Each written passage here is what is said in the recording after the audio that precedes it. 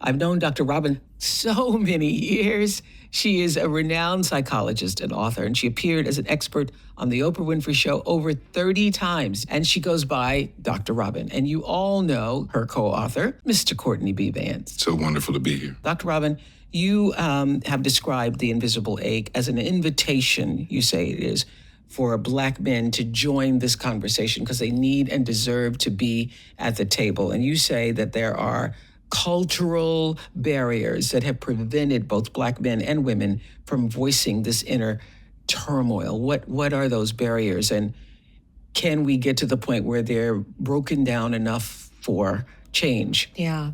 You know, Oprah, there's an African quote that says, the lion's story will never be known as long as the hunter is the one to tell it. Yeah. Yeah. And so a part of this is helping Black men in particular and boys tell their own stories, be the originator of their own narratives.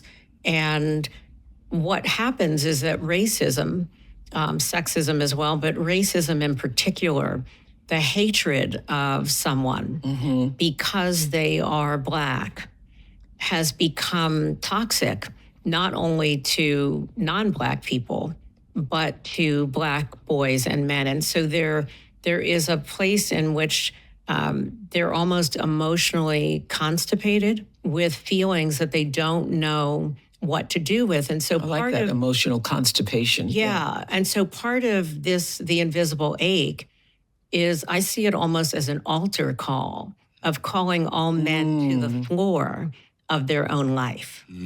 It is their divine birthright. That you live a full, whole, free life. Yeah, which means you get to have all of your feelings. Yes. Meaning you get to be angry and you get to be sad and you get to have vulnerability and see your vulnerability as a strength. But when that is carried by Black men and boys, it's been pathologized. Number one, I love how the book is written. Both of you are writing chapters. Yep. You say there's another pandemic in the Black community. It's called mental health. Silence isn't golden, you say, Robin. It's deadly. Absolutely. What we find, Gail and Nate, and what the invisible ache really focuses on is that Black men and boys are swallowing their pain.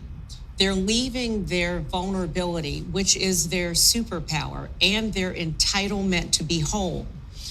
Because they're taught that if you are strong, you never let someone see you sweat. Well, that's taught man up. Yeah, well, exactly. And that's good maybe for a deodorant commercial, but it does not work for the soul. This is an epidemic with boys and men who are suffering hours silently. So how can we help the men and the boys in our life who are suffering and they don't know how to even articulate that they're suffering? Well, I'll tell you, step one, is to learn to listen more than we talk. Because so often as people, but particularly as women, we want to get in there and talk about something. Right. We need to be able to sit back and become a safe place for boys and men to share when they feel safe. The other thing that's really important that we can do to get boys and men to talk is watching other people do it. We haven't had the role model. So Courtney's mother, when his father died by suicide, his mother said, when you guys go back home, he and his sister, we're all going to go to therapy in their own respective cities.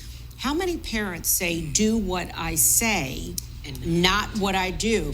This mama lion of Mama Vance, she was like, no. All of us got hurt and all of us are going to claim our healing. And so we need parents doing that as well.